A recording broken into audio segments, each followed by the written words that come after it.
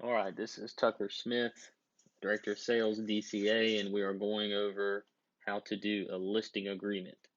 So in this example, I'm going to be using a property that I sold recently, and here are the details. Oops. The sellers are Brad and Amy Bird, and the address of the property they're selling is 1784 Paloma Court, Lake City, Florida. So first thing I'm going to do, because I'm going to need quite a bit of information, is I'm going to go to the Columbia County Property Appraiser website, and I prefer to search by name. Usually it's a little easy for me, so I'm going to search last name Bird. Comes up, happens to be the first one, Bradley and Amy Bird. I'm going to click this parcel ID. It's going to show me the map, show me some recent sales. It's going to show me the information on the property. Now, if you're not familiar with Property Appraiser, you really should spend some time getting familiar with it, because you will be using it a lot to collect information. Pretty much every deal you do, to some extent, you'll be working pretty intimately with Property Appraiser for whatever the county is that you're selling in. So I've got Property Appraiser pulled up. Now the next thing I need to do is I need to pull up MLS, and I need to go to Form Simplicity, Library, pulls up all of the forms that are available to me, and I need to find my listing agreement. To make things simple, I like to use this search bar, type in listing, hit enter, and it comes with all these type of listing agreements or documents related to a listing agreement. So the one that I'm going to go for is the exclusive right of sale listing agreement transactional broker. Not to be confused with exclusive right of sale listing agreement single agent or no brokerage. 99.9% of the time you'll be using this one, the transactional broker. There are some instances, they're very, very rare, and they should be approved by myself or by Daniel, that you would be using a different listing agreement form for a residential property. You'll see there's another listing agreement for commercial property if you are selling commercial, and you'll see that there's a vacant land listing agreement, self-explanatory for vacant land. In this case, we're using the exclusive right of sale listing agreement transactional broker. So you just click it,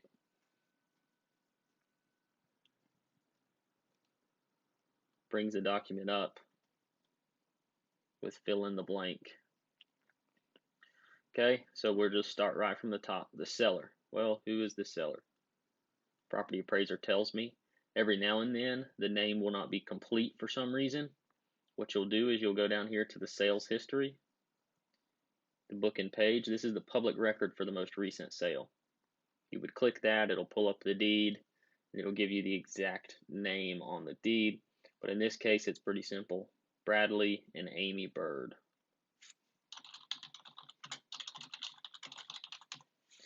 Broker, that's us.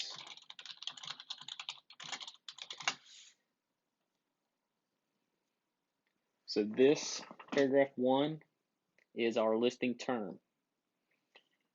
The standard, the most common term is going to be 6 months. Every now and then a seller will ask you for, only do 3 months. Case by case, that may be acceptable to you. If it is a large acreage or commercial or a unique property that we know may be a little bit of a tough sale, we may go ahead and try to get 1 year up front just to secure the listing with us and not have to go do a renewal after the first 6-month term expires.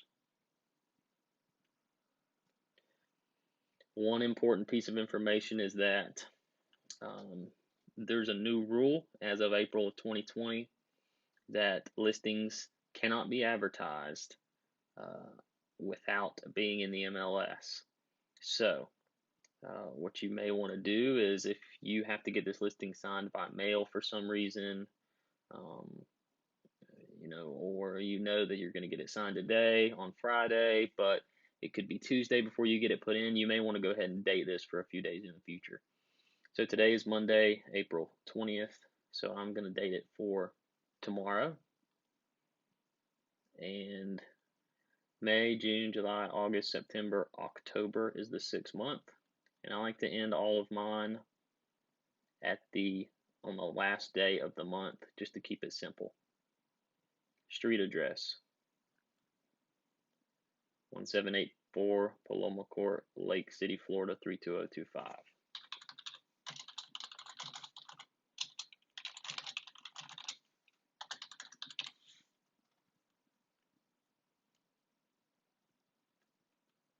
Legal description. Now in this case, the legal description, this is a platted subdivision, so the legal is very simple. You'll find it right here. Lot 1, Block A, Marion Place, Phase 1, right? That's my legal for this one. Say this property happened to be 40 acres, not in a platted subdivision, and the legal description was this really long meets and bounds description. A shortcut to do that would be, instead of rewriting that whole legal, you can say, see the most recent sale right here, book 1402, page 0238. What I would do is I would write, as described in Columbia County, Florida, OR, that's official records, and I would say 1402/0238. That's basically saying that the legal description is as described in the Columbia County, Florida official records, book 1402, page 0238. A little bit of a shortcut. In this case, it's simple, so we'll keep that. Personal property, including appliances. Now, what's really important here is washer and dryer, extra freezers, extra refrigerators, things like that should be listed. Always make sure you ask. In this case, they are leaving the washer and dryer. I'll make sure I have that in my listing. In this case, this is owner occupied, so the property is not currently occupied by a tenant. Price. Now, they bought for $237. Let's just say they were gonna, we did a CMA. We advised them it was worth $245, so they want to list it for $249. $249.9. They're willing to accept a cash offer, conventional financing offer, a VA offer, or an FHA offer. Because they're not interested in doing any seller financing, we are going to ignore this portion. Assumption of existing mortgage. Their current mortgage is not assumable. The only really assumable mortgages you'll run across are VA these days, and I have yet to see someone actually want to assume one, so we're going to ignore that. If the seller wants to agree up front to pay some mortgage expenses, you can place that figure here. As a rule of thumb, I just put in 0. Most of the time they may be open to it, but that just doesn't obligate them up front.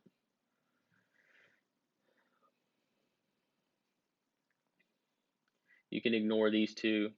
Every now and then, very, very, very rarely, you'll want a seller who's extremely private and doesn't want their street address online. That's a foolish decision on their part, but they may want it. So we would check that in that instance. Or if they did not want it online, another foolish decision, we would check this. But that's not the case. These sellers will allow us to use a lockbox. We're going to check that. And we are going to withhold all offers once the seller accepts a sales contract for the property.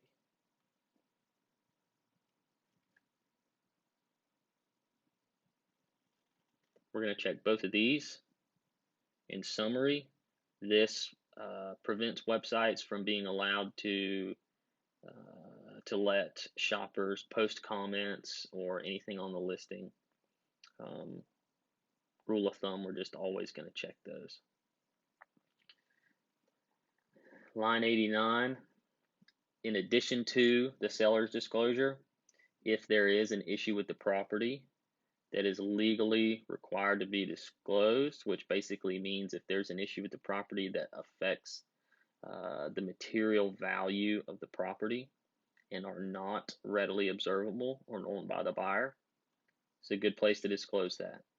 You want that in writing in as many places as possible. Just protect you, the brokerage, and even your seller from any legal recourse from a buyer.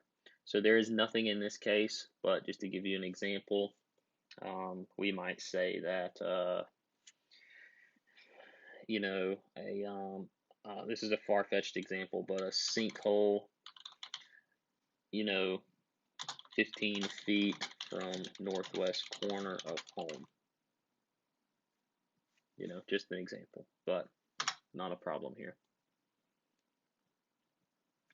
Compensation. This is the agreement between you and the seller, or the brokerage and the seller, rather, on what commission is going to be paid. So I let these folks know at our appointment that our brokerage charges 6% of the total purchase price. We don't charge any fees on top of that. If you were to list for a flat fee, which again is very rare, should be approved by Daniel or myself, then you would put it in here. But since not, we're going to leave it blank. Don't put 0. If we're not using this particular box, just leave it blank, because what you would be saying is, we're going to charge you 6% or 0%. That's not the case. If you were doing an option, which is going to be rare, but it happens, we would put something in there. For a typical residential listing, I'm going to put 0 just to keep from confusing the customer. And I have no interest in leasing this property, nor does the seller, so I'm going to put 0. Line 112, our standard is 90 days. What this means basically, if you show this house to one of your customers, you have it listed, and then the customer waits for you to leave and goes to the seller and says, hey, let's cut this realtor out and let's just do the deal between us, and that way you can save commission and I can get a lower price. What do you say? This basically states that if we show the house to a buyer, or another broker shows a house to a buyer while we have it listed, we are protected for 90 days following the termination of this listing. Now, that's not expiration, right? That's if they say, we no longer want to list the property, we're canceling the listing, and then they turn around and sell it to someone who's already seen it via you or another broker while it was listed.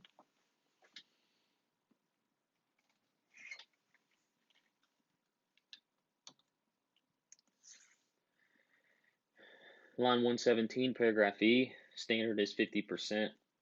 If a buyer makes a deposit of $2,000 and the deal falls through in a manner that the seller is able to get the buyer's deposit, then 50% of that will go to DCA unless there's another agreement in place. Number 9 is where we are agreeing to offer compensation to other brokers. So I listed it for 6%. Standard would be to offer half of that to a buyer's agent. So the first one, I'm going to offer 3%. Again, if you see or, leave it blank. We're leaving that blank. I'm going to offer 3% to a single agent. I'm going to offer 3% to a transactional broker. I'm not going to offer anything to a broker with no brokerage relationship. We're going to leave all of this last one blank.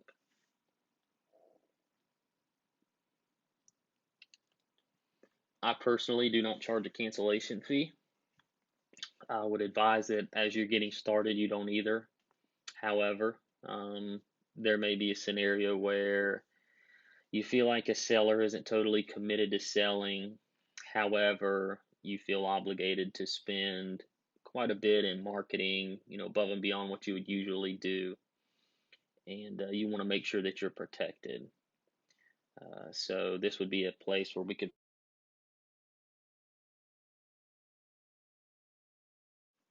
So my video cut out. This is part 2 of the listing agreement video. We just finished up with the cancellation fee. We're going to come on down. Our next is additional terms. This is where odds and ends will fit in that maybe don't fit into the rest of the template for the listing agreement. An example might be, this is going to be blank most of the time, but an example might be that you know, the owners are willing to rent the house out for 1 month prior to closing for whatever reason, right? So we would put there that seller agrees to allow broker to advertise that sellers will lease property up to 1 month. Let's back up. Will lease property for a term of up to 1 month before closing. So for whatever reason, a buyer needs to move in before closing, seller will agree to lease it to them for a term of up to 1 month, and they agree to allow us to tell buyers that in our marketing or while we're talking to buyers. Let's see. Maybe the seller is agreeing to leave their hot tub, or in this, you know, if it's a hot tub, it would be like a temporary, you know, portable hot tub that you could load up and take. That may be considered personal property depending on how it's fixed. So let's say they were willing to leave that for an acceptable offer.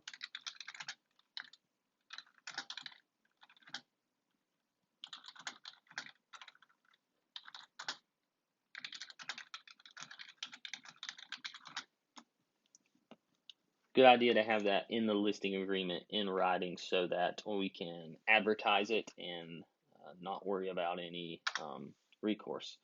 But this one's not going to have anything funny in it, so we're going to leave additional terms blank.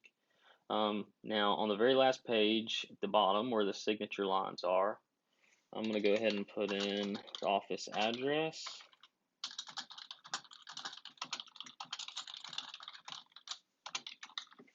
The office phone number, and now I'm done with this listing agreement. I'm going to hit save. I'm going to do a new transaction. Bird listing Paloma. You can name it whatever you want. Save. Up here at the top, see, before I hit library, that gives me all the forms available to me. Active gives me the files that I've saved, that I've filled out. So here's Bird listing Paloma and some other files that are open right now. Now, before I save anything, go back to library. With each listing, you may want to use a seller's disclosure.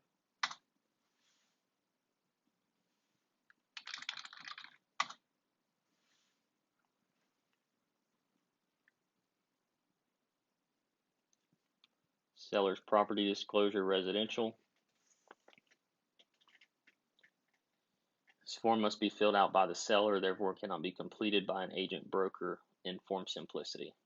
This is a form that just gives a seller an opportunity to answer some questions about their property and disclose anything such as, to your knowledge, is the roof structurally sound and free of leaks? Yes, no, don't know. Those are your options. Number of different topics. Print this, have them fill it out and sign it at the time of the listing. Very good form to have. A lot of other offices are going to ask for it, or a lot of other buyer's agents are going to ask for it when they go show your house. Might as well get it done up front. Let's see. If this house was done pre-1978, built pre-1978, as you know, it's going to require lead-based paint disclosure. Fill out seller, buyer, address. I'm going to make these selections here. I would then save it, existing transaction, Bird listing Paloma, and I would hit save. This house was not built pre-1978, so it is not associated with this. So I have what I need, Bird listing. Now I want to save it. Check this little box. I'm going to hit save as file. This is going to pop up. I'm going to check this box. I'm going to hit drop down, download, unlock form, download. It's going to come up here to my little download section. I'm going to open it up. There it is in PDF format. I want to export it, save it, whatever you want. Now I have it saved to my computer as a PDF, okay? With every listing, it is required every time, non-negotiable, to do a seller net sheet. Some agents like to do them by hand. I like to use this spreadsheet provided by Brent Barris. It's got the calculations built in. So I'm going to open up this listing agreement, and the listing price is $249.9. So I need to do a estimated net sheet at that listing price. So up here at sales price, $249.9, 6% commission. I can change it to 2, 5, whatever it is. Hopefully it's 6 and up. That's gonna spit out some numbers with an estimated net to my seller.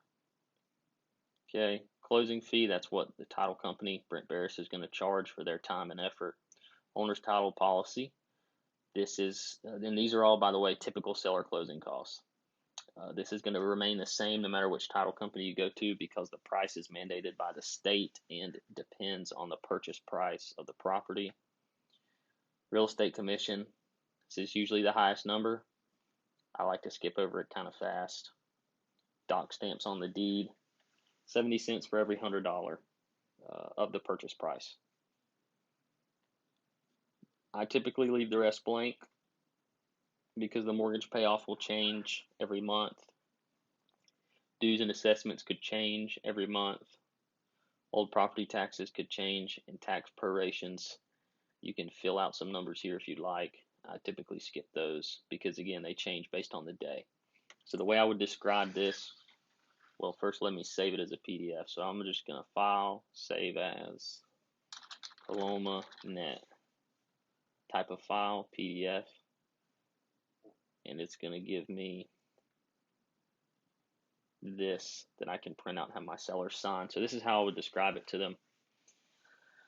These are your typical seller closing costs in the state of Florida. A seller has a set of closing costs that mainly revolve around real estate agent fees and issuing clear title to the buyer. Buyer's closing costs are a little bit different. They relate to their purchase and their financing and inspections. Closing fee, this is what the title company charges for their title searches, their time and effort of facilitating this closing. Owner's title policy, this is an insurance policy that guarantees clear title to the property for you to give to the buyer. You probably received one of these from the seller whenever you purchased this home. Real estate professional services and doc stamps on the deed. This is a kind of a form of tax, 70 cents for every $100. And that brings us to a total of $18,563. And this is what you would walk away with if we sold for $249.9 less prorated property taxes. So you're going to be responsible for the property taxes up until the day of closing. You give a credit to the buyer, and when the bill comes due, they're going to pay the whole year. So let's say we closed exactly halfway through the year. You would be responsible for half of the property taxes. That would be taken off of this final amount, and that's what you would walk away with. That's the listing agreement. That's your how-to. Of course, if you have any questions, just find me or find any of the other experienced agents in the office. They'd be happy to help you.